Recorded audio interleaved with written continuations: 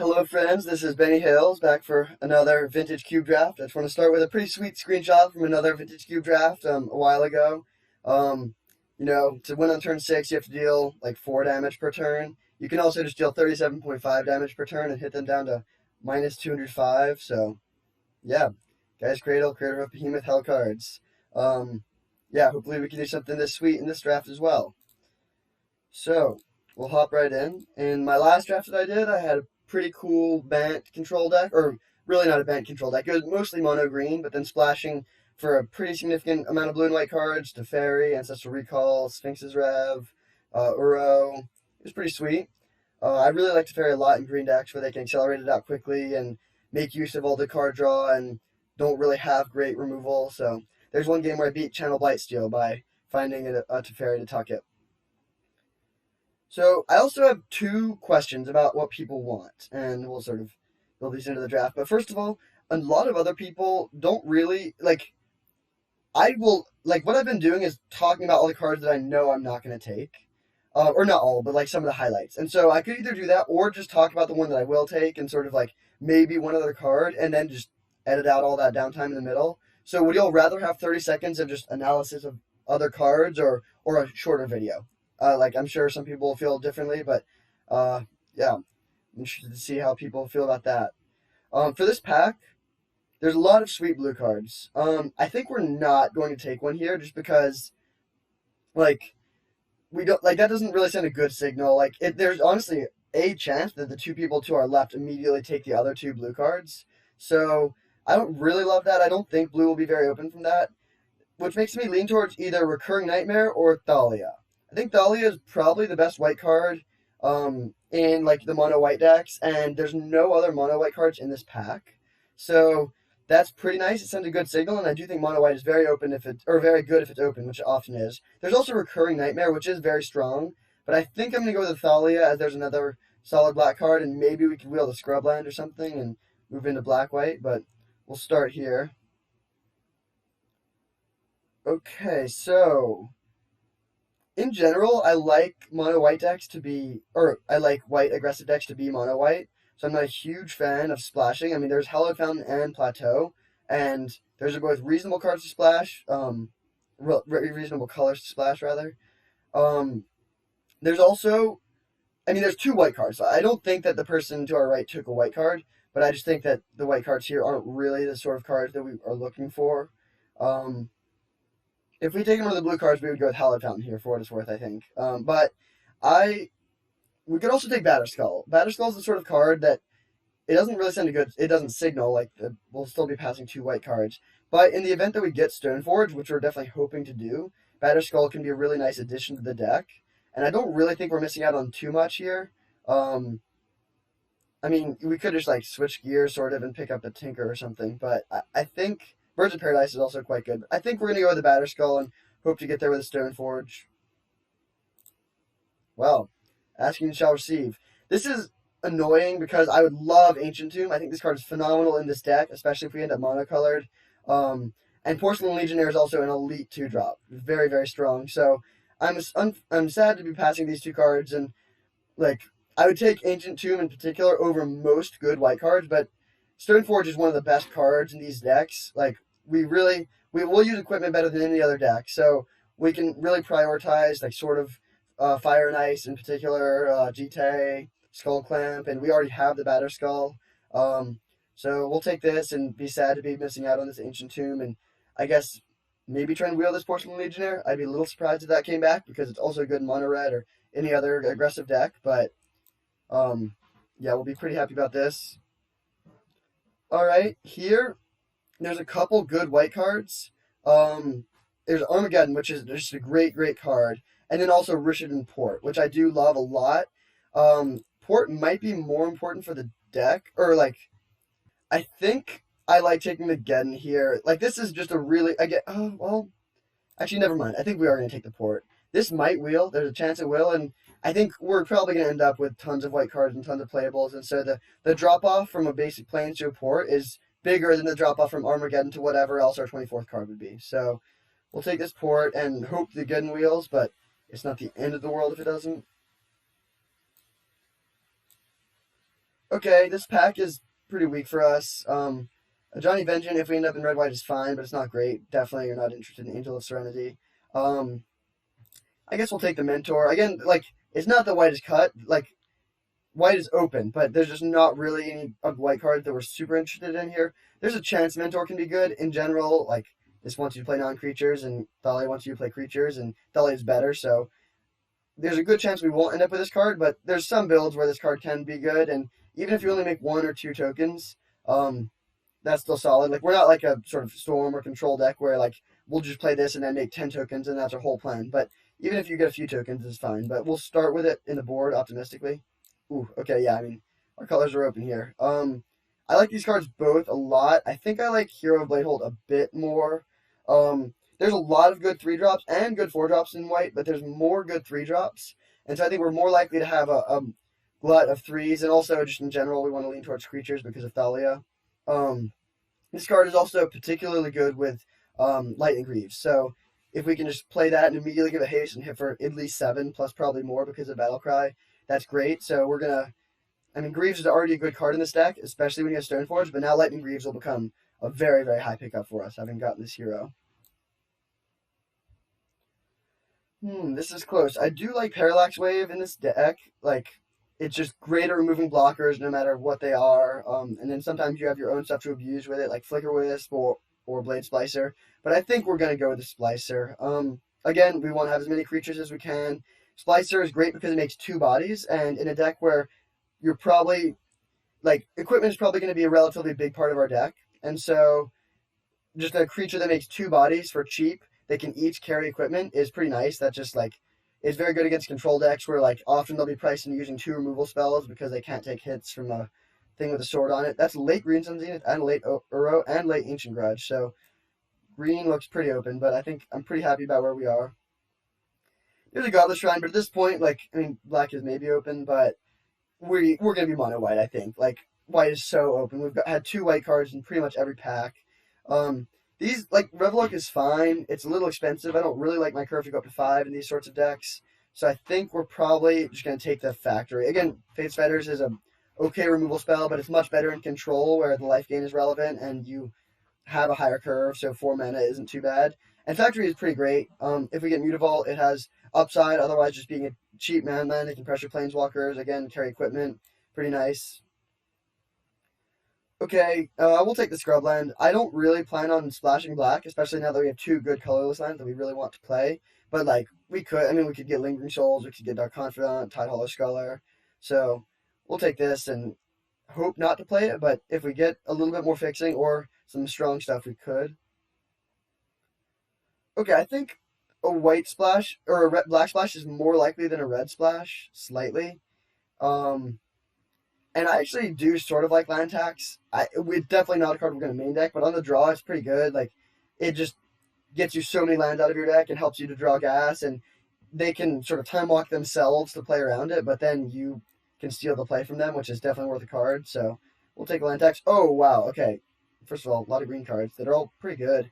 Um, so there's that, but obviously we're not going to switch here. We have a great start. We'll take Legionnaire, best white 2 drop, best red 2 drop. I mean, not actually the best white 2 drop, but it is maybe the best red 2 drop, and just like a great card. Hits so hard.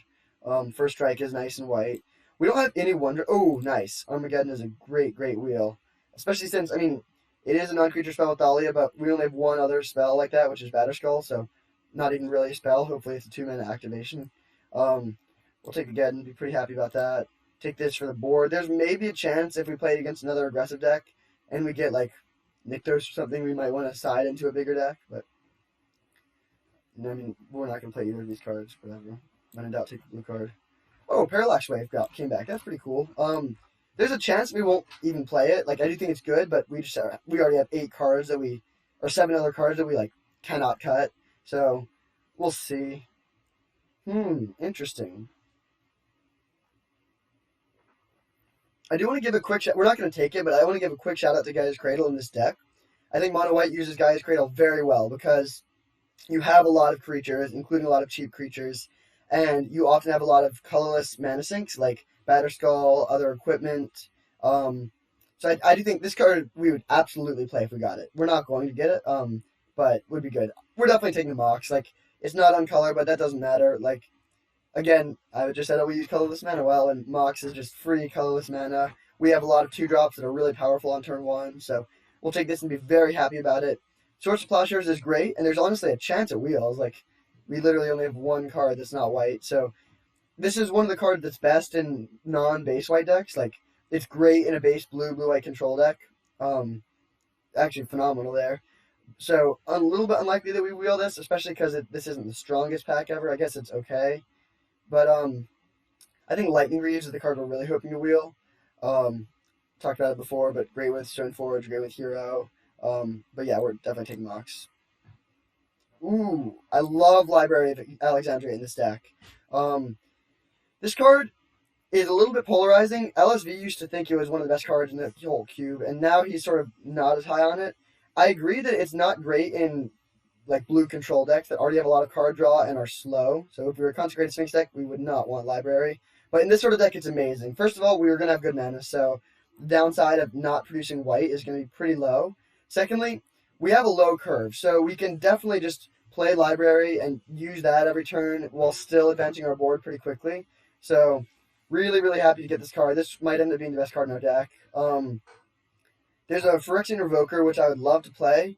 Could wheel, just a good 2-drop that's going to almost always have a good target to name. There's also Spectral Procession, which is, I think, the card we're most likely to try and wheel here. I think it's a little bit stronger because like Blade Splicer just makes a bunch of bodies, and it's really only good in mono white, which certainly no one else is drafting. So we'll hope to get that, but be very happy about slamming this Library. So I would say this is a great start, but we're low on 1-drops, as in we have none. So we're going to really, really start to prioritize getting 1-mana creatures. You know, Kythian or Hero of Figure of Destiny, rather, Student of Warfare, Mother of Runes. Also, Mana Tithe. I love this card a lot. We do want creatures. I think I would probably take a good 1-drop creature over Mana Tithe, but this is a great piece of interaction. There's times where you can sort of, play a Blade Splicer on turn 3 with a Mox and then Mana Tithe their turn. And just trading 1 mana for their whole turn is just phenomenal. So, yeah, we'll definitely take this Tithe. It's also good when you have other taxing effects like Thalia and Rish's Import. So their mana will be pretty constrained. Maybe we'll Hallowed Spirit Keeper or Archangel Avacyn. Neither is like a great card in the deck, but they're both solid, and I'm fine playing either one. Ooh. Alright, Sword of Body Mind is maybe the best equipment. It's between this and Sword of Fire and Ice. Just milling them 10 can win a game very quickly. 2 hits of this and you basically just win. There's also Containment Priest, which is a solid bear that is occasionally amazing against like Reanimator or Eureka or Green Sun Zenith. I also like Elspeth Knight Errant a lot. It's a solid 4 because it's great like post-board sweeper. It creates an army by itself, and it's like very good at pushing through damage, especially if you have like a hero or something that you really don't want them to be able to block. But we're definitely taking Strip Mine. Our mana base is looking amazing here. Like, the perfect mana base is like 5 elite colorless lands and a bunch of plains. And these are probably at this point the 4 best lands other than Wasteland for us to have. So we're very, very happy to get Strip Mine. And hopefully we'll definitely wheel at least one of these white cards. But I think we'd rather the Sword of Body Mind over either. So we'll take the Strip Mine and hope to wheel that. Well, we have the Wombo combo here of Strip Mine plus Crucible, but I don't really think that's the direction that this deck wants to go in.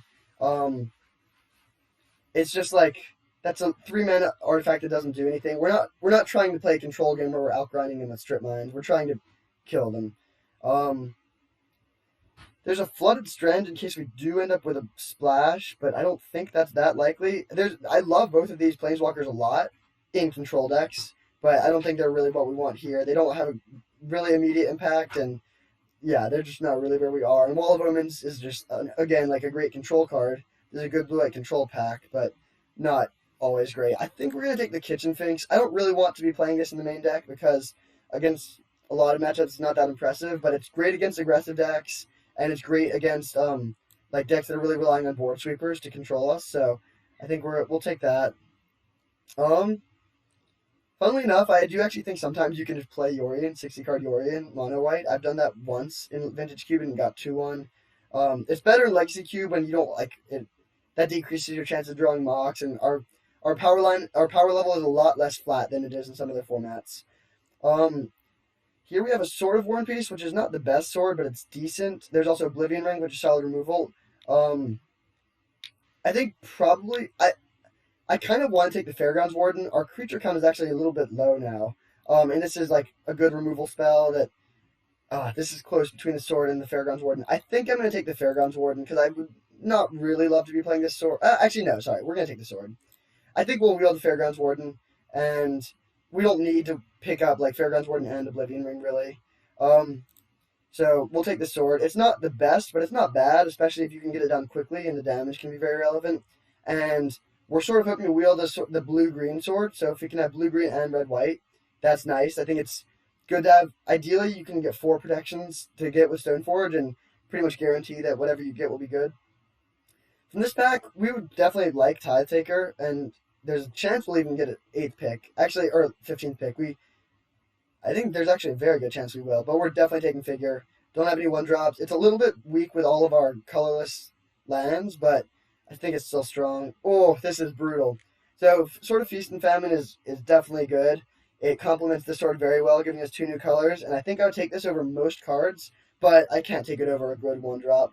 Threadbane Inspector is one of the best 1-drops. It just, like, carries swords, like, gets down an early beater, and gives you just a little bit of card draw. So, again, we take this over a good 2-drop or a good 3-drop for the most part, but I think we're taking the Inspector here. Really happy to get a couple 1-drops there. Okay, Angel of Invention, I didn't mention last time. I don't love this card. I don't really want my curve to go up to 5, other than Batterskull, which isn't really a 5-drop. It might make a cut in some builds, but I think we're definitely going to take the Greaves here and be pretty happy about that. If this could end up being an amazing Stoneforge deck if we have 4 colors of protection to get Batterskull and Lightning Greaves.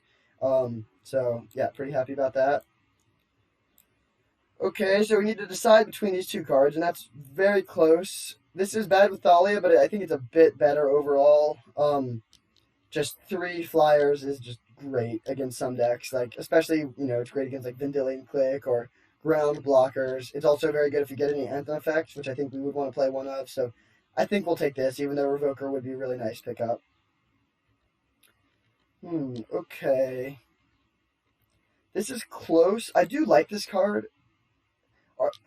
Archangel Avacyn isn't a card I love to main deck, but it's nice if we have Karakas, and it's nice if we are up against creature decks where we want to go a little bit bigger. But I still think we're going to go with the cheaper card. We actually have surprisingly few 3-drops, and this card is underrated in my opinion. Just the fact that when it dies, it can make a whole army by itself, and this is a deck, like I mentioned, that uses flyers very well. I mean, especially if we get a sword.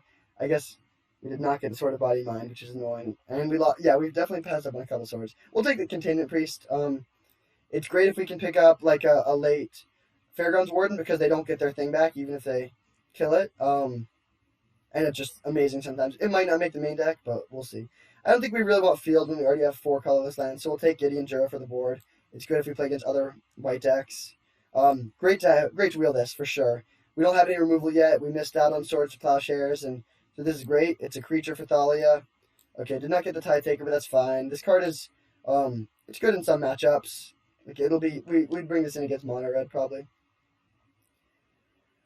Okay, not the best white pack. We're not really a Signet deck. We don't want Wrath of God. Sun Titan is a 6-drop. I think we might actually take the Mana Vault. We're not a deck that can use it super well, but like, I mean, we could have the ultimate not draw of Mox, Mana Vault, Plains. Like, actually no, I guess we can't hero in one. But this card is just good. Like, again, we have a decent number of white requirements, but it's good with swords. Like, if we pick up, yeah, I don't know. Like, there's nothing else for us here, and this card could be good depending on our exact final makeup. So we'll take the Mana Vault. It's also just the best card. It's a broken card, and this isn't the best deck for it, but there's some decks where this card is just the best thing in your deck by a mile. Like if you can just play turn 1 Mana Vault, turn 2 Teferi. So there's a Mutavault. There's also Legion's Landing and a Spear of Heliod.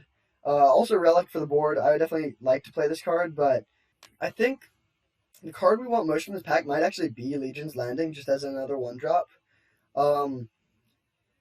Spear of Heliod is fine, but it's a lot worse than Honor of the Pure. Just 3 mana versus 2 mana is a big deal in this sort of deck.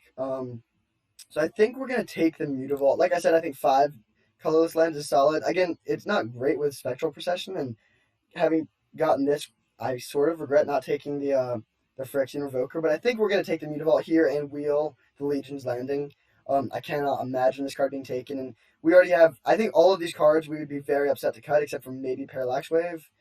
In fact, I actually will optimistically cut it, and I think we'll have no problem getting 5 more play or 6 more playables, given how open white is. So we'll take the Mutavault.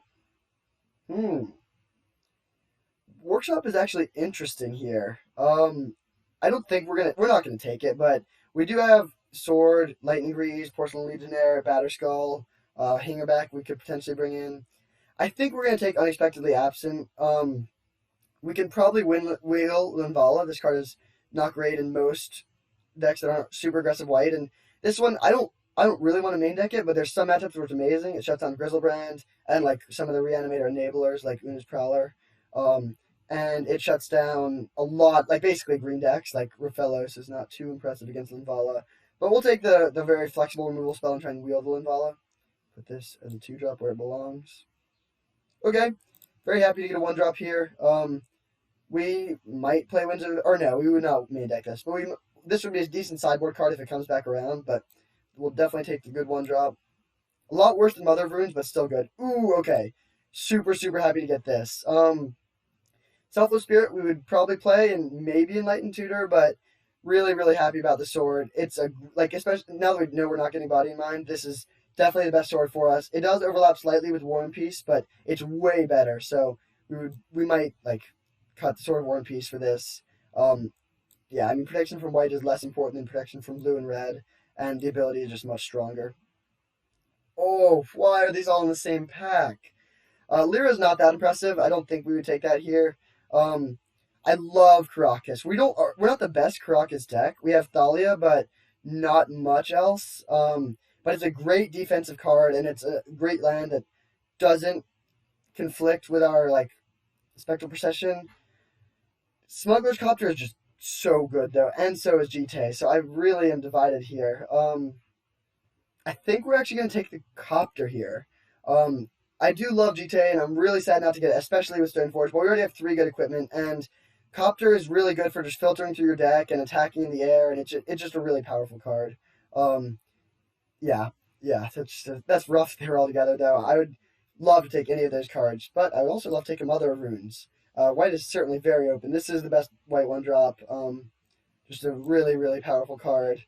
If you have this on turn 1, a lot of decks basically just can't beat it. It shuts down all removal. It makes blocks really hard. It can protect itself. It can force through equipment. So just a great, great card. Definitely better than Giver of Runes, but it's nice to have both. So Ravagers of War or Silverblade Paladin. That is close. We already do have 1 Armageddon. Oh, man, this is really close. I think I'm leaning towards the Silverblade. I want to make sure my creature count isn't too low, and this is just it's great with equipment. It's great with flyers, sort of forcing through damage. Although I guess we don't have that many flyers. We don't really have any other than tokens. But I still think we're gonna go with the Silverblade, just based largely on how good it is with equipment, and also on how low our creature count is. Okay, I actually don't mind Wrath of God for the board, especially if we can get Selfless Spirit back, which is possible. This is yeah, I mean, obviously we're not going to main deck. We have a ton of creatures, but there's some matchups where they won't be expecting it, and we're both big creature decks, and we can play around it, and they won't play around it, so we can use this to our advantage, even though it obviously is good against our deck. Okay, we'll take the Legion Landing. Spear of Heliod we would probably play, but we do have a lot of 3s now, and 1-drops are very important in this sort of deck. Definitely the thing you want to prioritize most highly. Okay, Workshop is actually starting to look better and better, but if this could equip stuff, I think we would play it, but it doesn't work for equipping swords, only playing them. And Linvala, we're not going to main deck this, unless maybe we get the Crocus back, but we're not going to get Crocus back. But this card is just, like I said, a great, great sideboard option, so yeah, we'll take that. I'm not playing any of these cards. This is pretty sweet because we have a very good sideboard plan, a good main deck for sure, but then against... when we're on the draw, we can bring in land tax. Against creature decks, we can bring in Wrath of God and Gideon Jura and maybe Parallax Wave. Against decks with a lot of activated abilities. We can bring in Linvala. We have Kitchen Finks for burn or for other aggressive decks. Yeah, just really, really happy about how this deck is looking right now. We have one piece of power, a good low curve, lots of Stoneforge targets. We'll see about this Mana Vault. I'm not sure we want it. We'll take this Enlightened Tutor. I don't think we're going to play it. I think it would be fine in this deck, but we just have, like, the card we would be cutting is going to be great, and so I don't know if it's worth it. And we don't have any, like, we don't have any cards that really make up for the card disadvantage of it. Okay, bummer not to get any super late stuff here, but we have lots of good cards already. Disenchant. Ooh, this is a great wheel, actually. I think we're even going to play this. This is just, I think this card is phenomenal, just in general. It's always going to have a good target. We would definitely rather have Leonin Relic Warder, but we were not lucky enough to get that, unfortunately. And I just think this card is awesome. Like, especially if you're trying to tax their mana with Strip Mine, Port, Thalia, then also being able to interact with their signets is very strong. This deck is sweet. I think I'm leaning towards cutting the Mana Vault. Like, a one shot of 3 colorless mana is definitely good, but it's not phenomenal. Like, I mean, I guess turn 2 Hero Bladehold is good, but, like, our curve is low, and it's not going to really ever be feasible to untap this. And so I think we'll run 25 lands with this, and then the Mox. As I've said in a previous video, I'm not a big fan of cutting lands for Moxen in general, but in this sort of deck, I think it could be worth it. Plus 15 lands is just reasonable already. Although, I guess we do have a lot of lands that have other abilities, which makes me less worried about floods. Maybe we do want one more land. I think we're going to cut this sword, actually. I mean, against Mono White, we would rather this sword than the Sword of Fire and Ice, but against pretty much any other deck, we would rather this sword, and we still have 2 other good equipment to get. So I think we're going to do this and run 11 planes. Because, like I said, I mean, we're getting Strip Mine is like sort of a spell, so is Port. I mean, all of these are. And so we have good, and we have some mana sinks with like Figure of Destiny, Sword, Batterskull. Plus, we do want to have enough white mana. Like, we have a lot of colorless lands that we definitely want to play, and it would be pretty frustrating just to have like Strip Mine, Port, Factory, and a bunch of white cards. So we'll do this, and I'm really happy with this deck. I think it's not the best mono white deck I've ever drafted, but I would say it's a solid 8. Like, really powerful, very proactive, some decent interaction. Yeah, really, really happy about where we ended up. I'm feeling pretty good about first picking that Thalia. We found the open color on the first pick, which is always not something we take for granted, but when it happens, it's pretty sweet. This is, being on the play is always better, but it's especially important here, so very happy to have won the roll. So we'll definitely keep this hand. This hand is phenomenal. It's sort of an interesting question if we want to lead on a creature. Like, we could just try and be very aggressive, and, like, that's generally where we want to be. We have a lot of good plays, but I think we're going to lead on Library here. It's just the advantage you can get from this card is so high, and if we're playing against the, like, Reanimator that's going to put an Elesh Norn in play, we will regret this, but against anything that's trying to interact at all, Library is incredible. And, okay, we'll see. Hopefully this is like a blue-black control deck and not a Reanimator deck. So we will... They could have Entomb here, but I think holding up Mana Tithe is too risk-averse. I think we're just going to get this Thraben I guess we'll get Figure of Destiny into play. The reason I like getting Figure here... Okay, it looks like they're F6, which is nice. The reason I like getting Figure of Destiny into play is that we can just, like... This can swing through a 1/1 very well, because we can threaten to pump it. Exactly. So, like, here, we can swing and they can't really block, and then we don't need to spend our turn pumping. Although, I guess Thraben Inspector could also swing through this. But we'll start by drawing a card. Thalia is pretty bad against making Pack Rat tokens. So, let's see.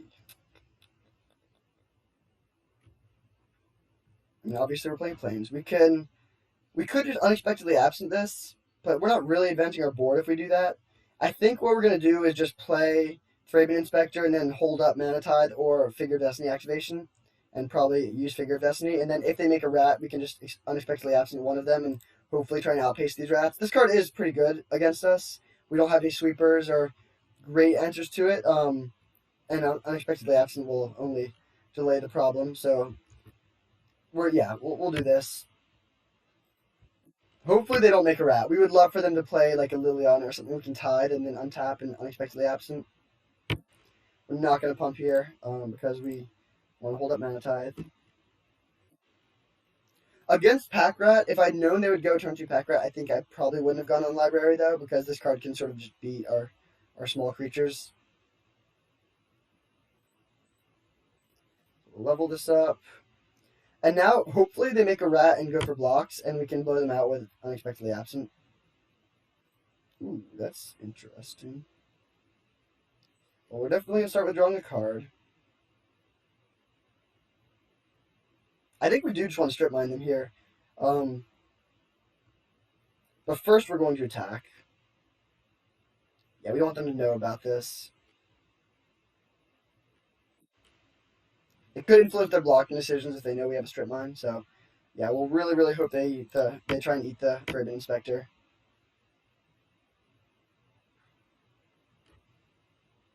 Obviously, I mean, yeah, we'll unexpectedly absent one of the rats. It'll shrink the other one, so it'll die to the 1/2. Ooh, okay. That is definitely a bit scary. Hopefully they block.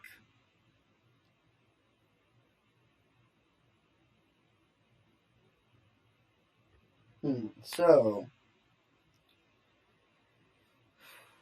this is very close. So Iona will be very, very bad for Resolve, obviously. We can't really beat that. I mean, we have a sword, but the sword doesn't swing through the Iona, and their life total isn't low enough that we can really kill them.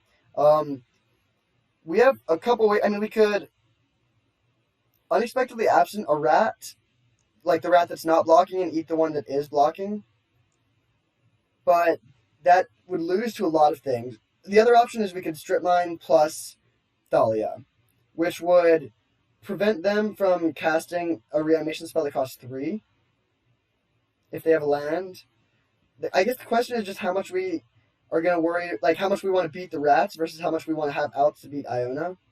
Because if they do get it into play, we will almost definitely lose. I guess maybe we could beat Reanimate, but yeah, that's definitely that's a bad for us. Just that we cannot absent it. No matter what, we can't beat land animate dead or land reanimate, like with our taxing effects. I think we're just gonna absent this though. Yeah, like we'll lose to some things, but I think we just need to hope they don't have like a really cheap one. We can beat well, just Necromancy. I guess this does beat Recurring Nightmare, and it could maybe beat a Necromancy.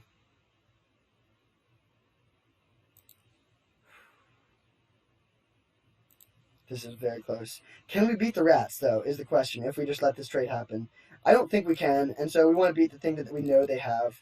So we'll do this. I mean, this could be a bait for sure, but I think we have to take the bait because we don't want to lose to the rats that we know they have.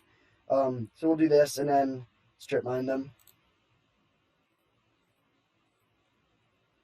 And if they do have Iona, we actually do still have some things to do with our mana. Like we have a sword that we can play through. We can pump up the Figure of Destiny, which eventually does become bigger than the Iona.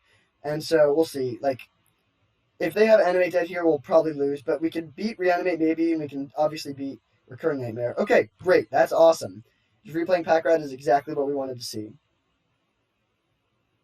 I think we're off of the library plan now. We need to start pressuring them, and we've drawn our cards. Like I think our plan here is going to be Thalia plus hold up. Ooh, that's a little bit interesting. But yeah, I think we want to tax them as much as possible. So we'll attack with both play Thalia and then hold up Mana Tithe or Cracking a Clue.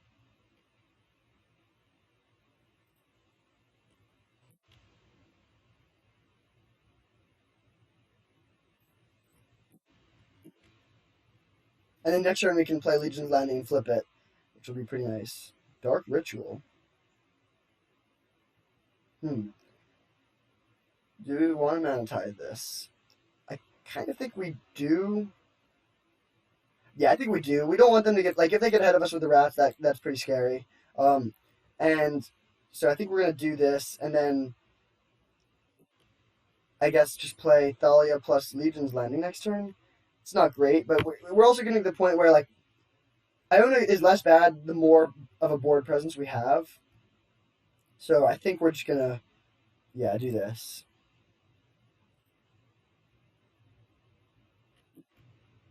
They could have Recurring Nightmare, which would be a little bit annoying, but at least if they have Recurring Nightmare, they have to get rid of their rat, and with a sword and the Figure of Destiny, we can maybe beat an Iona here.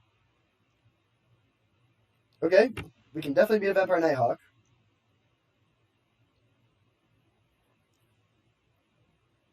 I mean, it is actually good against us. Oh, okay, that was exactly what we wanted. Um, I think here we can't play an equipped sword because of the Thalia, unfortunately. We can flip the Legion's Landing. So what we could do, but if we swing with everything, the Vampire Nighthawk will get us pretty good. I think what we're gonna do is play Silverblade, pair it with the Figure of Destiny, swing, and they can trade it with the Nighthawk if they want, or take 4, and then we'll hold up Containment Priest or Clue Activation. Could also pair with a Thalia, but I think pairing with a Figure of Destiny has a lot of upside. Like turning it into a 4/4 will make it very good, and like if they make this trade, I think that's pretty good. We're trading our 1-drop with their 3-drop. Like they will gain 2 life, but we're not in a situation where we're like all out beating them down, trying to kill them as fast as possible. Like they're still at 15. Really, really happy to draw Containment Priest, though, obviously. That was definitely the best thing we could have drawn. So this trade will happen. That's fine. They gain their life, but now the rest of our creatures can swing in. So, luckily, also, this isn't a very clear bluff of Containment Priest, because from their perspective, they probably just think we're cracking a clue. If we didn't have the clue and did this, I mean, they might just think we have a bunch of 3-drops, but they would probably be more wary of the Priest. I think we are just going to crack the clue here. Keep the Priest secret, and also we would like hitting a land is sort of nice because then we can play and equip the sword. Hmm.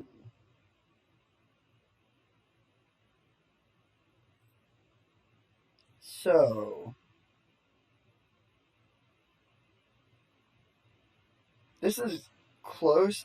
If we swing with everything, then they can eat the Inspector and the Vampire and take 4, which isn't that good for us. We could also just play and equip a sword, but then they could Iona us. I kind of think we just want to swing with our two power creatures, and if they want to trade off stuff, that's fine. If they take 4, that's also fine. And then we can just play Spectral Procession plus Containment Priest and next turn Sword. I think that's probably our best bet. I mean, that means we don't flip the Legion's Landing, but I think I would rather have these 2 creatures in play than flip a Legion's Landing, especially when we're not going to be using the landing this turn.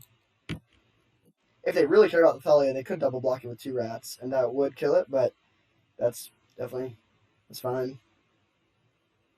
Okay, so they're just taking 4. Sure. I mean, we could flash and Containment Priest to push in 2 extra damage, but I don't think that's worth it here. So we will play our Spectral Procession for 4, obviously, because of the Thalia.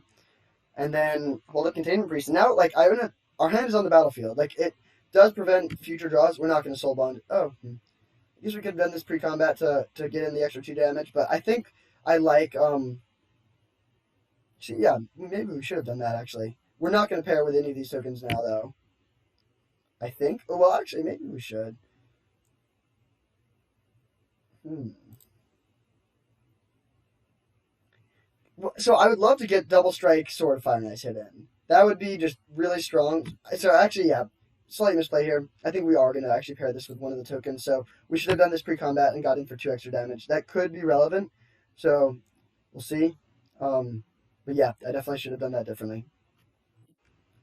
Okay, discard Buried Alive. So they are pretty hardcore on this reanimated plan.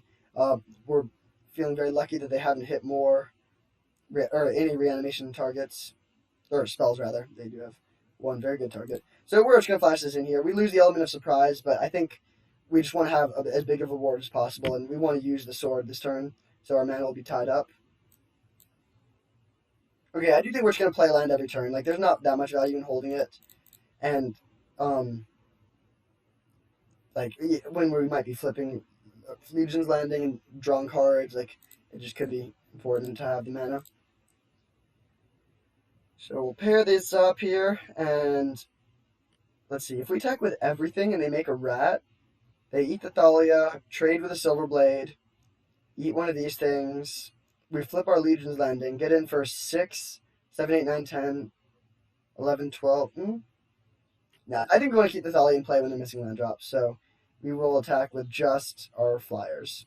I don't want to lose this Silverblade Paladin just because of how good it is with this flying equipment. And we can still just flip our Legion Landing just with the tokens. So if they have a removal spell for this token, that's obviously not blue or red, which it won't be, then that's not great. But okay, so they do have a removal spell. That's not ideal, but it's still fine. We get to hit in for 2, and then we can just re-equip this sword to one of these. Although it is annoying that we can't get the double strike back. Actually, now that I think about it, we probably should have attacked with everything, because I think if we got a hit in with a flyer, we would just win. Like a double strike, Sword of Fire and Ice hit would end the game.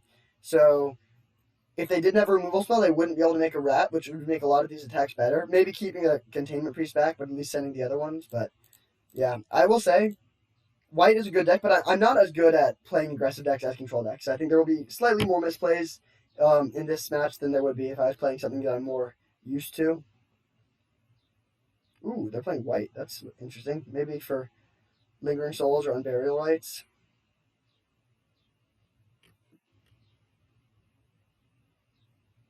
Okay, that's a decent draw. I think we're just gonna play Mother of Runes, bond it with a Silver Blade, and beat with everything. Actually, no, we're not gonna play Mother of Runes first. We're gonna animate Mutavault and attack with everything, and then we can make a Adanto token to give Silver Blade Paladin at instant speed if we want to. And so we'll attack with everything except the Containment Priest here. They make a dude. They have 3 blocks. So they can hit this, this, and this. Then they're taking 1, 2, 3, 4, 5, 6, 7, 8. Alternatively, we could have hit them for 3, 4, 5, 6. I think we're just trying to force through damage at this point. So we will do this. We'll lose some creatures, but we can make more creatures with this. And like, if they block this, it's also a trade. Yeah, actually, this is fine. If they block the Silver Blade, we can make a dude to give it double strike, so it'll trade with the 3/3 and shrink the rest to 2/2s, which means that Mutavault or Thalia can kill the 2/2s. Okay, just remember on the token, sure. Here you see the power of Spectral Procession. They've used 2 removal spells, which are good against our deck, on our tokens, and we still have a token left.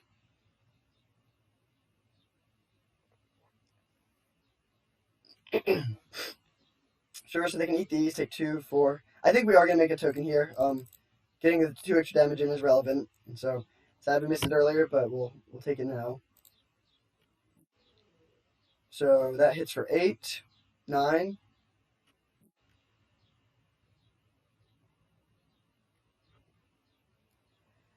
And now we can decide between playing the Mother of Runes and equipping the sword. I think we're just going to equip the sword. Maybe.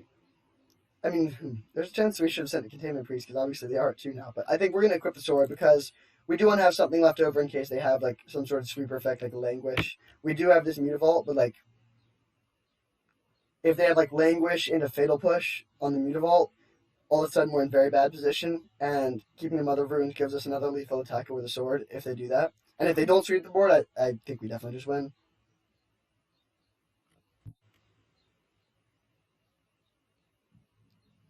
Okay, I think we are just going to do that, actually. Well, no, we don't want to show them that. And I think, this attack should win. All of these are lethal attackers, because the Vampire has double strike. They can make a blocker and kill something, and I think that should still be enough. Okay, so time is a bit of an issue. I took a long time there. Exactly 15 minutes left, but I think we'll win 2-0, so we should be fine. We're gonna bring in land tax for a land on the draw. If we hit a plains, then this land, if we have 1 white source, then land tax is gonna be much better than that extra land. Do we want a Linvala? I kind of think we do. It's good against Griselbrand if they have that. It's good against Pack Rat. It's a flyer, so it can just poke in some damage that way. I think that's what we'll do. And in terms of other cuts, I kind of want to cut Batterskull, honestly. It obviously is good with Stoneforge, but it's not like this isn't a deck that loses to a 4/4 with lifelink. Like they can definitely go over the top of that. If we draw it naturally, it's horrible. And I feel like usually when we play Stoneforge, we're going to be looking for a sword or a copt or a Greaves. So I think we'll cut this. Also, Disenchant doesn't look great. We didn't see anything that hits. It's good against Animate Dead and it's good against Recurring Nightmare. But I kind of think we're going to cut that for Menavolt on the draw. Just trying to maximize our chances of having like a very quick draw. Like this just means we can get a sword hit in earlier, and the like sort of semi card disadvantage of a mostly one shot effect is less important when we're on the draw. So there's a lot of interesting decision points there. Starting on the first turn with the library. I mean, we picked a specific time to go off the library plan. We could have waited longer, or we could have never gone on it to start with. And I'm definitely not confident that our choice was right. But I mean, our choice did lead to a win. Not that you should use that results-based thinking, but I do think I think we did it pretty well. Like we drew enough cards that we had gas most turns, and so that's really the key. Like what you don't want is to just be passing without things to do with your mana, and we never got to that point, luckily. Okay, it's not good to have only one land, but this is pretty sweet. Like we can go turn 1 Thalia into turn 2 Containment Priest, and that's not amazing against Pack Rat, but it is amazing against pretty much any other draw they could have. So hopefully we draw land also, obviously. Nice. Okay. I'm feeling pretty good about this. We don't have a play, or we have Containment Priest next turn. It's a little awkward that we have so many 4-drops, but this will obviously be a 4-drop because of, I guess, partially our mana situation and also Thalia. But yeah, turn 1 Thalia is great. This could really, really shut them down. Hopefully they don't attack right here.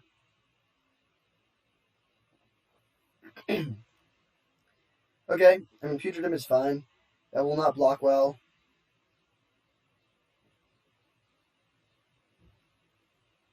Ooh, library.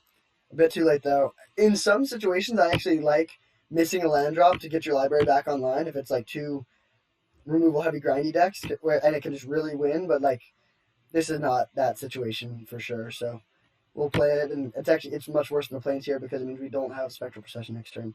Hopefully they just discard something and Animate Dead, and we can blow them out with Containment Priest.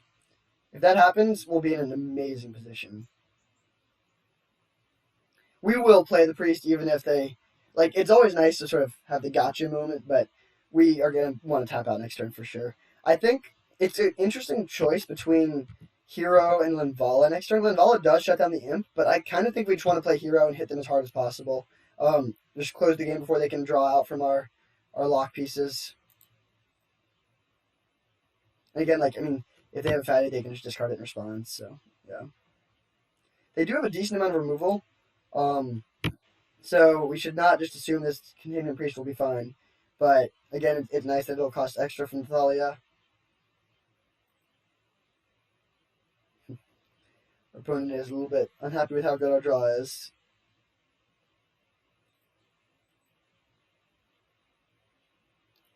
You're playing the worst aggro white weenie ever built.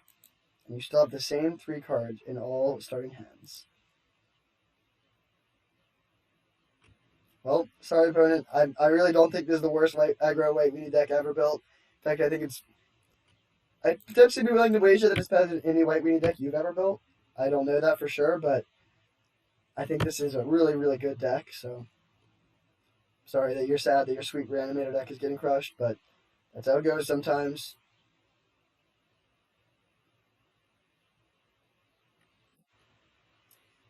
This is why I love Containment Priest. Like, this is a deck that has a natural weakness to Reanimator in general, because a lot of their threats are hard to deal with and is really good against us. But Containment Priest just helps that so much. Also, Mono Green is a tough matchup. The matchups where this is bad against blue control decks are generally your best matchups already, because stuff like Thalia is really good. They don't have that many removal spells. What a luck sack. So, I think this deck is pretty sweet. It played out pretty well there, and I guess our opponent didn't really do anything. Like, we beat some Pack Rats and the Vampire Nighthawk, but I think we also put ourselves in a position to beat Niona, which is a little bit more impressive. Yeah, hopefully we can just do that again next round. Like I said, I think our best matchup is going to be blue control decks. sort of dirtly decks with a bunch of counterspells. Counterspells are not good against our deck at all. Like they're going to be using their like 2 or 3 mana counterspell because of Thalia on like a 1 or 2 mana card often, and like they're not great at catching up when they're behind on board, which they will be. Nice. When the roll again, that's where we want to be. Great hand. No 2-drop, but port is sort of a 2-drop. And we can go landing into port into Hallowed Spirit Keeper. It's not good to have Batterskull in the opener, but like if we take out this, I would certainly keep this 6. And we also might just draw Stoneforge, get another thing, and then still have the Batterskull to put on in there. So snap keep for sure. It is a little awkward that if we play port on turn 2 that we can't Spectral Procession on turn 3, and so if we didn't have the Hallowed Spirit Keeper, that would be an interesting call. Like having a 3-drop versus tapping down their land on turn 2. But definitely if we have a turn 3 play with the colorless land, we'll want to do this. I guess if we draw a 2-drop, we would probably rather play the Spectral Procession first because this is better later in the game when your graveyard is full. So, and it also would flip our Legion's Landing faster. So if we draw 2-drop, we'll probably play Plains, but otherwise we'll be happy about porting them down. Legion's Landing is a good 1-drop, but it's not the one you want to have on turn 1 just because it doesn't hit as hard. I guess we actually don't have any 2-power 1-drops, which is a little bit unfortunate. But, oof, Force is not what we wanted to see here. Although Go is... Ooh. Okay, I think that's better than porting their lands. Like, porting their lands would be decent, but we want to advance our board, and getting a quick Sword of Fire and Ice into play that can hit their mana if they are like a green map deck is pretty nice. So we'll take this. Wish we had Sword of Body and Mind for sure, but not too unhappy about the way this is going. There's some argument for Greaves, but I think we wanted to get the sword here. Like we don't have a Hero Blade Hold or like creatures that get much better with haste in their hand. So yeah. Grim Monolith. Okay. Alright, they got some mana there. And unfortunately, it's mana that we cannot kill a Sword of Fire and Ice. So we would love to draw a Strip Mine or a 1-drop or something that we can use our mana efficiently here. Or Plains, honestly. I'd be very happy to go play in Spectral Procession this turn.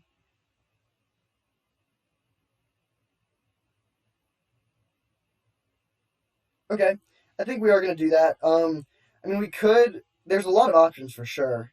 We could just put Batterskull into play, but I think just oh, maybe no. I think we want to get the Flyers into play. They're better with sword. Next turn we can use Stoneforge and equip.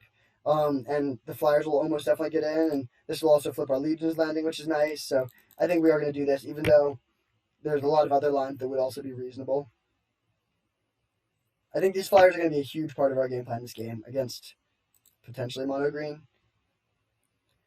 So they have 5 mana this turn. That's a lot, but it's not a ton. Like I guess, I mean, like Biogenic Ooze would be a little bit annoying, but I think we could race most 5-drops in the air. What we don't want them is to be what we don't want is for them to be ramping into an Ugin or something like that. Although, even against that, we do have Legion's Landing to make instant speed tokens and Sword to survive the Ugin and make the hit real. Okay, so they actually have 6 mana. I guess like Primeval Titan here would be a little bit annoying.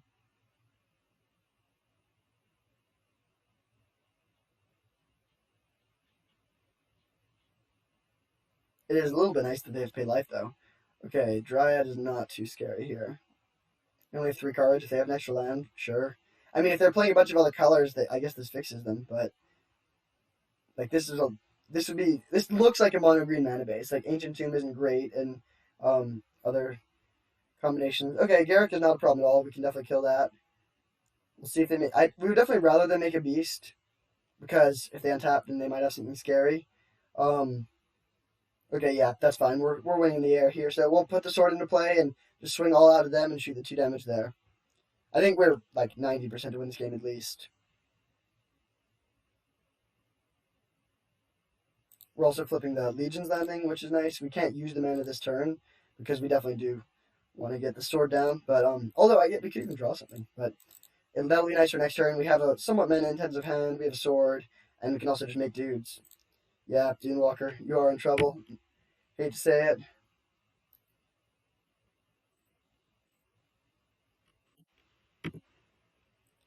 Flip our Legion Landing. We just have such a diverse range of threats. We have a lot of things. So removal doesn't do anything. We have a land that can generate bodies. We have a good hand. We have equipment. So yeah, I think this is a pretty phenomenal situation. Mishra's Factory is honestly a pretty good draw. Like that's good against Ugin, which is again I think their main out here.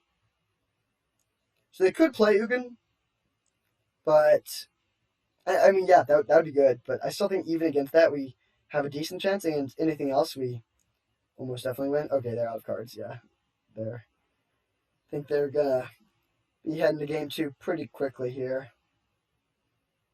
Untapping the Monolith. I mean, they have a million mana. That like let's see, 2, 4, 5, 6, 7, 8, 12. So they can play a lot of stuff, but they'd have to draw it, and still most things wouldn't be enough. So we'll get our factory into play. Swing with our flyers.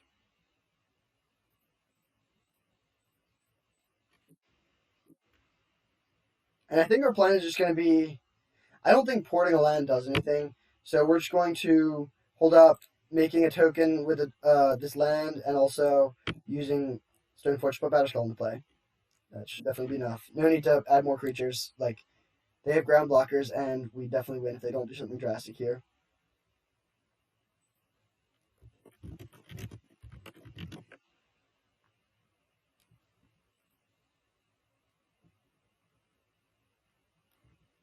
So this game went well, but I do think this match could be tough in general. Like if they have Llanowar Elves into like an early Pulukros or something, that can definitely like brick wall our entire board and monsters to kill our flyers and stuff. So I do think they could have a good matchup overall, but if we draw well and they don't have a 1-drop accelerant, I still like our position. They have a lot of mana here. I mean, like I guess Ulamog would be decent, but like Ulamog wouldn't even do it. Walking Ballistas maybe their best draw.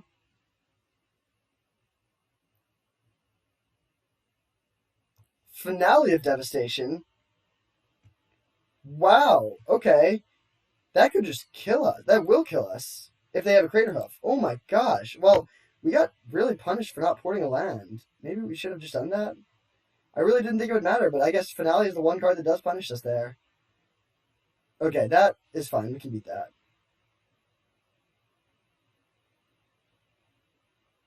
Really, really lucky that they didn't have Crater Hoof or most things with Trample. But good to know about for the next game. So they have Ulamog and they have Finale. So 12 mana is very different than 11. Good thing to know. They will see like our entire deck, but that's fine. They have no cards, so there's no need to worry about anything weird. We're just gonna animate this and jump to save the information. Like it could potentially matter that they know we have Batterskull, so yeah. Just jump all 3 and then win with our flyers. Really nice that this gives haste and not trample. I mean, actually, I think in general getting haste is probably better in mono green, but in this situation, this is better.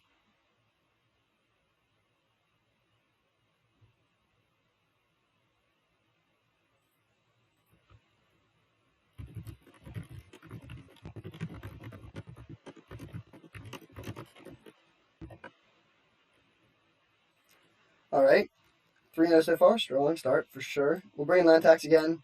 Cut the land. Definitely want Linvala here.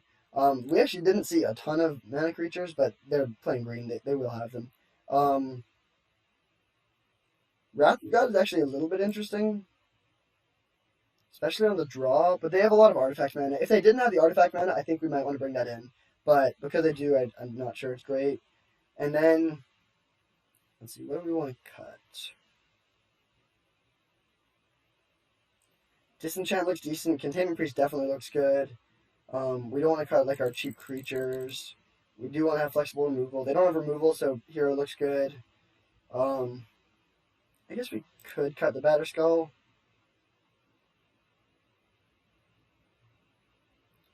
In general, creatures that are trying to swing in on the ground are not going to be amazing for us.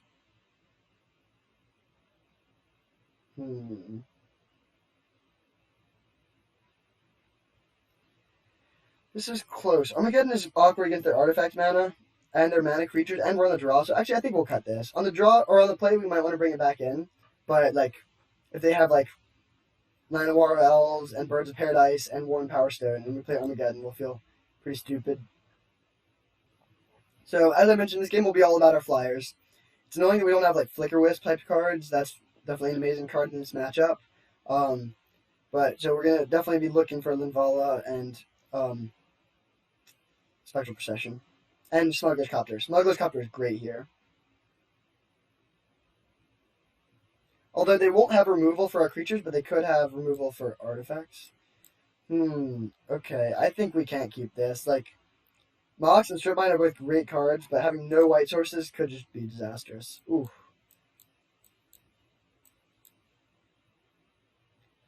I kind of want to ship this too. I mean, like, there's just no pressure.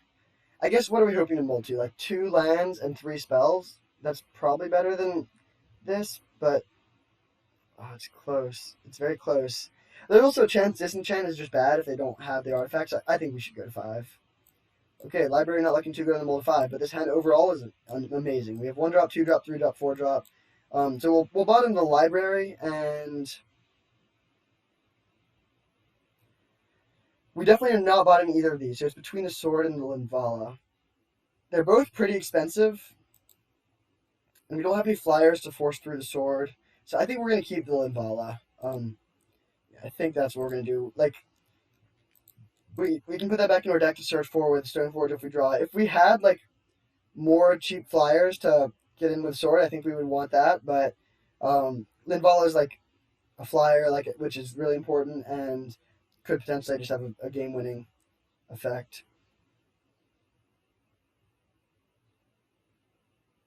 Okay, hopefully, I mean, Linvala will shut that down eventually. They could get really good use out of it before that comes up, which would be unfortunate, but we'll see. This is a situation where like I sort of wish I had that Mana Vault, because we would probably just go Mana Vault into turn 2 Linvala if we could.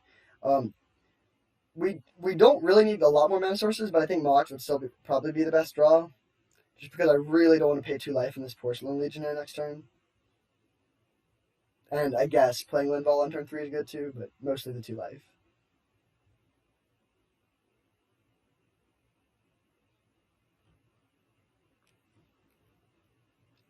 So hopefully they don't have a Courser Kruphix or some beefy 3-drop here.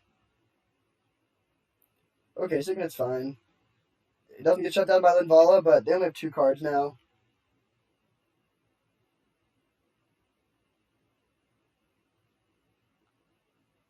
So I think we're okay. Well, no, we're still gonna play the Legionnaire just to get in the damage and use our mana efficiently, and then next turn we can go Giver plus Crack the Clue, assuming we don't draw a Mox or a 3-drop that changes things.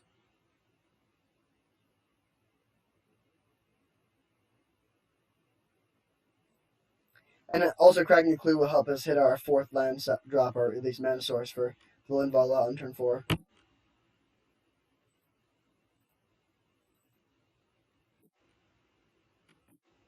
This is the semi problem with this matchup though. Like, I mean, we're curving out, like we're playing some dudes, but like we don't have the reach of Burn or like the explosive power of the haste of red decks, and they can just brick wall our team very easily here.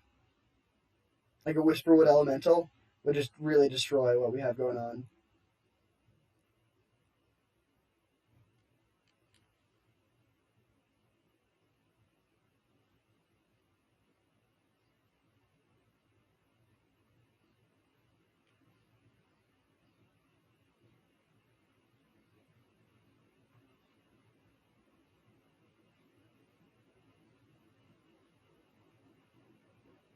Oracle of Moldiah. Okay. They should not have played their land before doing this. Yeah, definitely not. Okay, nice that they have like a total brick on top. That won't do anything with the Linvala. They only have 1 card, so that's pretty sweet. I mean, they won't be drawing lands for the rest of the game, so like, but if they play their last card, it'll be sort of nice knowing what they're going to have and being able to prepare for it.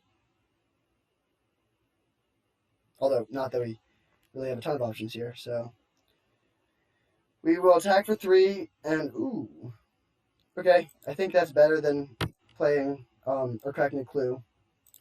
Again, like it'd be sort of sweet if we could get them with the instant speed. I guess if we see like a Finale Devastation on top, then we would just Crack the Clue, but otherwise we just want the body in play. And Giver of Runes is solid here just because we can give something protection for green and force through more damage. Hopefully they don't have a land on top. Survival of the fittest, sure. So they'll almost definitely hold their Llanowar Elves now and look for something better with survival, but hopefully they don't do that. I do think they're not potentially the best player, just based on the fact that they played their land before playing the Oracle. So, I mean, I guess there's some reasons why you might want to do that. Like if you have a green card you want to play, but then they had green mana after that and didn't play anything. So, I don't think that's the case. Hopefully they don't just have like a 6-drop scary card. Just play Finale. I can't beat a Finale here. That would be just devastating. I would just concede on the spot, Dunewalker.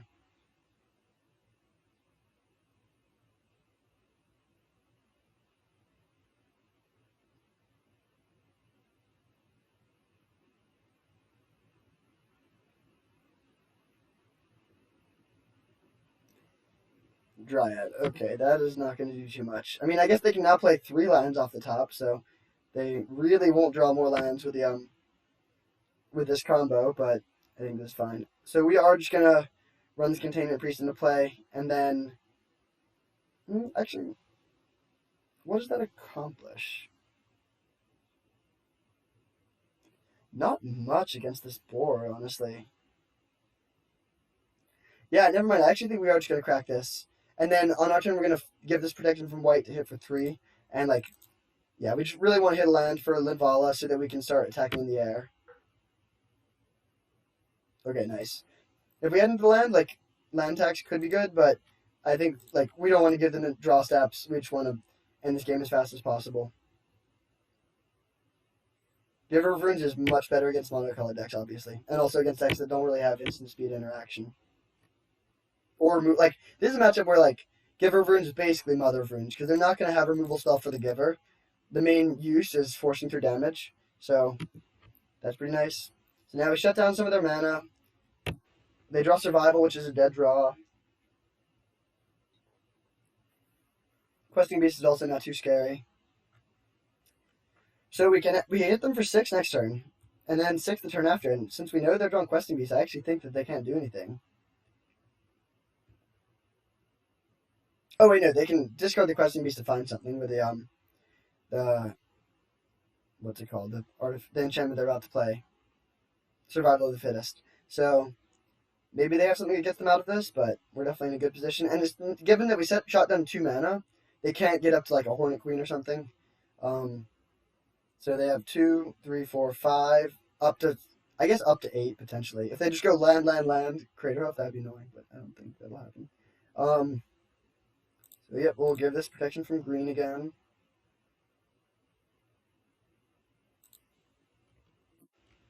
Get on in there for 6.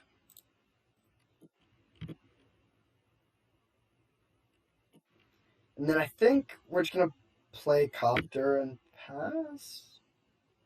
Land tax doesn't really do anything. We're trying to win next turn, and Copter is decent. There's also, like, maybe a weird situation where Containment Priest somehow ends up mattering.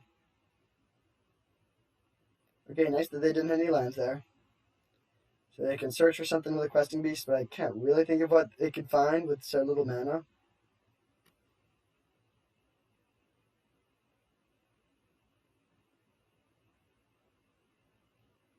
But yeah, it looks like we're on the fast track to being 4-0. Solid start. This is a really good deck. You can even overcome some of the blunders that we've made.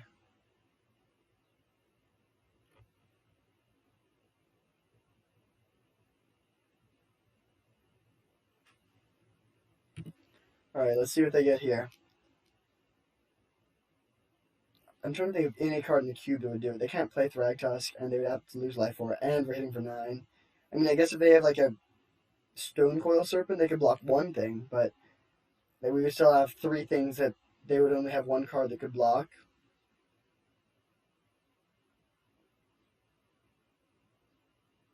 Like Reclamation Sage could kill Smuggler's Copter, but then they still die in the air to the Linvala.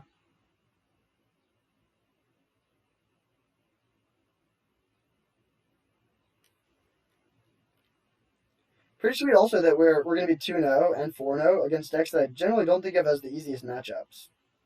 Like Questing Beast is a perfect example. This is just like attacks us down while also breaking our entire ground force. We don't have a single creature that has 4 power on the ground. So yeah, failed to find. All right, that's yeah. All right, good game, Gene Walker. Hopefully you win your last round, and hopefully we win our last round too. Here's our opponent. So top right in and win the die roll again. Okay, 3 for 3. That is a good sign. And we have an amazing hand. This is phenomenal. So I think we're going to lead on Mother of Runes and then just go turn 2, Legion's Landing plus Figure of Destiny. Depending on the land they play on turn 1, we might attack with Mother of Runes. I think that's a mistake I see a lot. Some people just, as a matter of principle, will never ever attack with Mother of Runes, and I don't think that's right.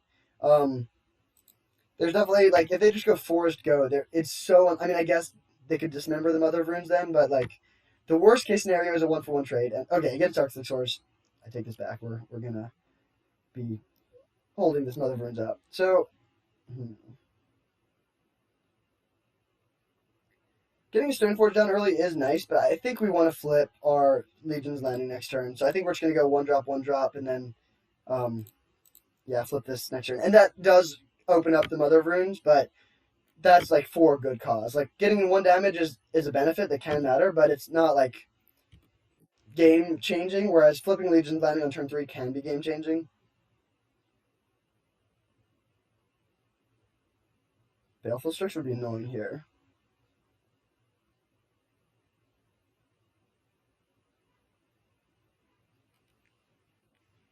If they did play a Strix, it feels bad, but I still think we might want to attack. I guess trading Mother of Runes for just nothing is not where I want to be. But I do think Legion's Landing is, like, flipping that early is really good. Oh, they probably have Collective Brutality, it looks like. Okay, so that's not doing too much here. A good thing we didn't attack. They could have killed our Mother of Runes. So they can get an Angel of Serenity into play next turn. Oh wait, no, we have Containment Priest. Never mind. They know we have it, so they're not going to get blown out by that. But like they sort of still got blown out because they got a 2 for 0. That's not going to actually help them. Also, that's just not a really good card to be playing in general. So Thalia was an amazing draw. We can play Thalia plus Containment Priest now. I mean, I would love to be able to port them, but I think it's better to get the Containment Priest into play and just like have a really fast clock. This is the absolute not draw against them. Like they're playing Reanimator. We had 3 1-drops into Thalia plus Containment Priest on turn 3, and then we have gas left over if they don't have anything plus a port. Like this is just perfect. Plus onboard Mana Sink. I mean, they could just go. Oh no, they can't even Toxic Deluge this turn. I guess there's some argument to not playing the Containment Priest in case they do Toxic Deluge, but I do kind of want to just beat down as much as possible, and we can even shut that down next turn too with the Thalia plus the port. So I think we are just going to get this into play to maximize our damage. They could like mana leak this if they want to, but like this is why counterspells are so bad. Like when we have 4 creatures on the board and they're spending 3 mana to trade with half of our turn 3, like that's just not going to go well for them. Okay, so here I think we are going to play Stoneforge. Again, like our plan is to shut them down from having a board sweeper, and I think we are just going to send with everything, including the Mother of Runes. Actually, let's see, 2, 4. We're going to level this up, so 6, 7. Or how different are 7 and 8? I think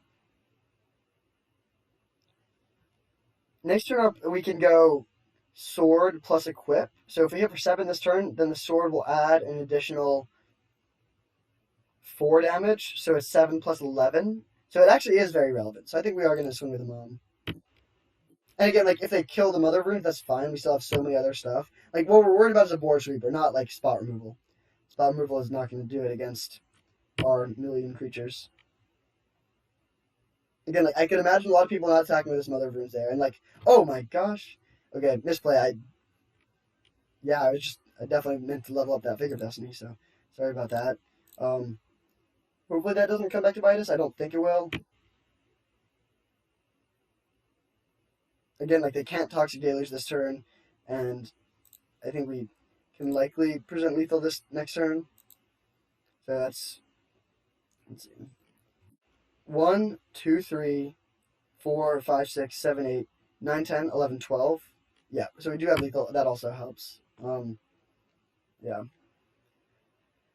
They know that we have this port, so they can't really go for Toxic Deluge here. I mean, I guess if they have like Time Walk into Toxic Deluge, that would do it. So hopefully they don't have that. That would be very annoying because we don't even have any gas left over. We have no. I mean, I guess we have this like Adanto, the first fort, and a sword, so we do have some stuff to follow up, but it's definitely not great. There's a chance they'll just concede when they look through their deck and realize they don't have anything. They also can't play Moxen. I mean, I guess they could play Black Lotus into a sweeper, which would be good, but they can't bring back Angel Serenity, so they do need. Yeah, all right, there we go. They would need very, very good fast mana, better than a Mox, plus a board sweeper, and yeah, that's just not that likely for them to have. So, again, maybe we should be playing Land Tax in the main deck because we always win, so we're always on the draw after game one. But that's obviously that's not how that works. But I don't think we want any of these other cards really. I mean, maybe Mana Vault if we just want to be as fast as possible. Actually, yeah, I kind of like cutting the Batterskull for the Mana Vault. Another matchup where a 4/4 lifelink is just not super impressive, and we don't want to draw it at all naturally. We do now have tons of colorless mana. We have 5 lands that don't make white. We have a Mox and a Mana Vault. So we have 7 total mana sources out of our 17 in our deck that don't produce white. So we have surprisingly weird mana for a monocolored deck, but it's fine. Ooh, I just realized the synergy we've had this whole time. I still don't think we really want to play Parallax Wave in the main deck, but it is really good with Containment Priest. So maybe we actually want to cut Disenchant for Parallax Wave. This is just like good against almost Reanimator stuff. If we can get it down before an Iona, it can even beat that. And I just think this could be good against like whatever big things they're trying to reanimate for like forcing through damage. Obviously, like this will go away if the game goes long, but our goal is to make it so the game doesn't go long. So I think we're gonna do this. We are losing a bit of a combo. It'd be pretty sweet if we could go play this, and then remove all 5 counters, and in response to the triggers, disenchant our own Parallax Wave. So it leaves the battlefield. The leave the battlefield trigger goes on the stack and resolves before the enters the battlefield, or before the exiles do. So the 5 things will be exiled permanently. That could be pretty sweet in some matchups. Not going to be too relevant here because I doubt they'll have 5 creatures we need to exile, but still. Okay, this hand is solid. We don't have a 1 or 2 drop creature, which is annoying, but I do think land tax on turn 1 is pretty nice. We can just like make sure we don't flood pretty much, and we have port on turn 2, so we have meaningful plays even though we're not adding pressure to the board.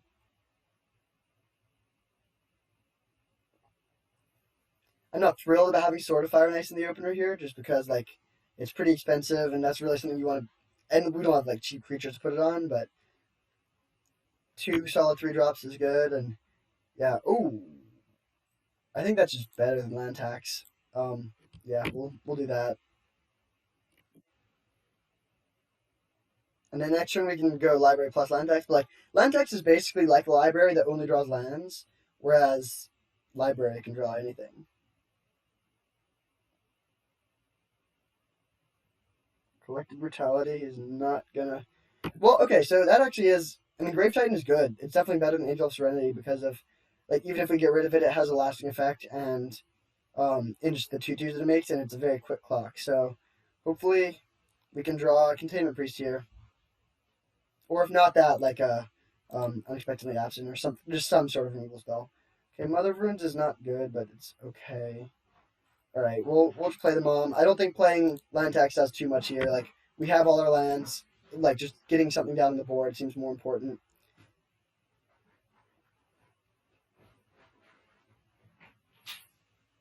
Okay, Shriekmaw is fine. That's a lot better than them bringing back this Grave Titan. And like trading 1 for 1 is not an effective strategy against Library of Alexandria. So we will pretty happily draw our card here, and then hope to draw a 2-drop. Okay, Favorite Inspector is decent. Okay, Parallax Wave is good. That can deal with the tokens and buy us some time. We don't have much pressure still, but I think we're just going to play land, Inspector, draw a card off of our library and then play land tax, and yeah, that seems decent. All right, so we're just gonna have infinite cards in hand now, which is like a little bit annoying. Like hopefully we can find Mox to really capitalize on all these cards. All right, everyone. I had to do a quick change of scenery because my housemate got back and I didn't want to disturb him. So, in my room now, but still in a decent position in this game. They didn't play land there. I wonder if that was play. Oh, nice. Okay, I think that should probably seal this one up. Um, so we could go off of the library plan and just go Thalia plus Containment Priest. Alternatively, that's probably right. I mean, actually, that doesn't even take us off the plan because we can crack the clue next turn to go back up. So if we do that, we'll play 3 cards from our hand and go down to 5. But then we draw to 6 and can crack the clue if we want to. So I think that's worth it. I'll get the Mutable into play because that has Summoning Sickness as an attacker and the port does not. We're going to play this pre-combat just in case, like, somehow that's relevant. Okay, if they have like a counterspell or something, that's fine.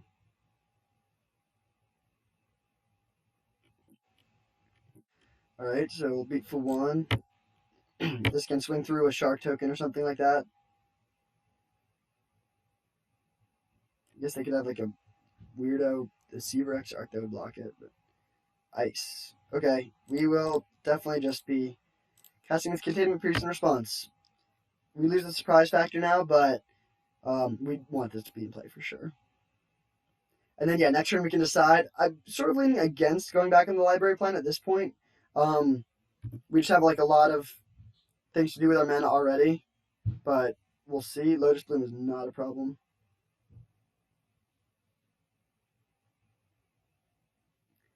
So, like, if we just crack the clue, we can't, if we crack the clue and library, then we can use one of our lands, but we can't do anything other than that.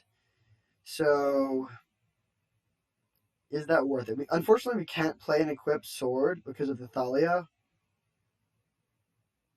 I think it actually is worth it to get back on the library. It'll just give us so much value and, like, really dig us towards our answers. Oh, nice. And we even drew the 2-drop. So, we'll draw our card here and then just play our Porcelain Legionnaire.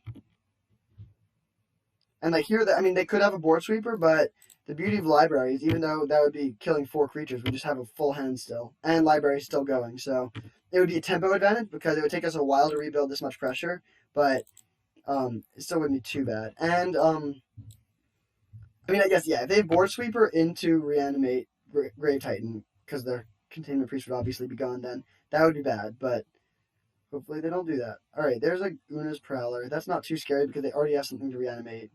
Ooh. Okay. Well, that's not mana neutral because it costs 2. It will flip on the first turn, but I kind of like just getting the sword down and like forcing the block. I mean, I guess it's not fully forced, but it sort of is. So yeah, we'll do that.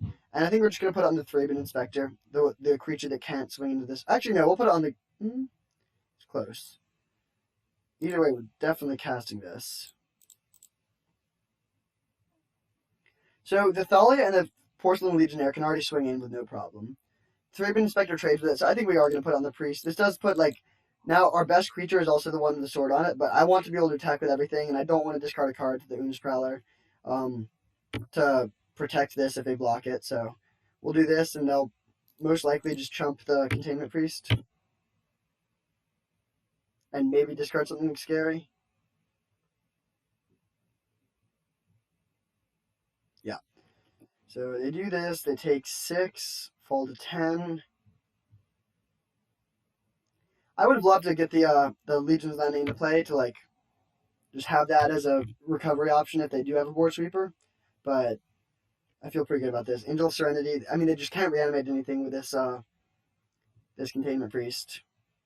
Yeah, I mean that's just not going to do it. Like Thalia is taxing it, so they can't even cast it if they draw the land, which we know they don't have, and Containment Priest locks it. So they're under a lot of pressure and there's multiple lock pieces that are preventing them from doing the things they want to be doing. I mean, there's a land, so if they do like Containment Priest now, okay, like Toxic Deluge pay 4 life, that would put them back in this, I guess. Then they would have no cards, which is good, but Okay, yeah, there's the deluge, so that happens. Although, actually, no, we just win here because we can just equip the Mutavault, or animate the Mutavault and equip the sword.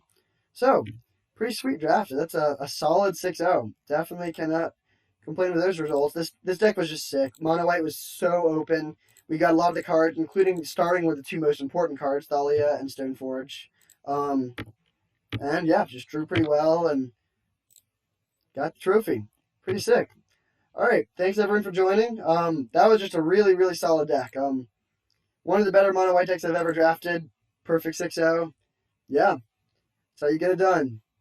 All right, thanks everyone. See you next time.